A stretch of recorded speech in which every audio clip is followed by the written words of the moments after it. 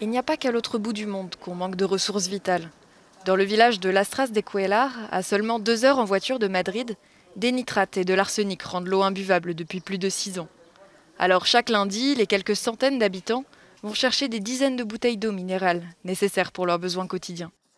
Une opération financée en partie par la mairie.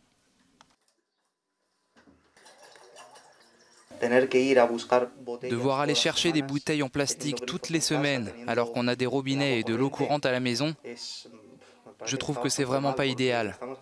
Parce qu'on doit utiliser du plastique, on doit acheter de l'eau, ce qui coûte de l'argent. On doit la rapporter. Bon, nous, on est jeunes, mais la majorité des habitants de ce village sont des personnes âgées. Le maire du village dénonce le manque d'argent public pour financer des projets d'acheminement d'eau potable. D'après la télévision locale, près de 63 communes seraient privées d'eau potable dans la communauté autonome de Castille et Léon. De l'arsenic et du nitrate apparaissent dans la nappe aquifère. On nous a dit que c'était à cause de la filtration des eaux de pluie, le manque de pluie, la consommation humaine. Nous avons également eu un problème de drainage parce que nous avions un réseau de tuyaux en plomb dans le village.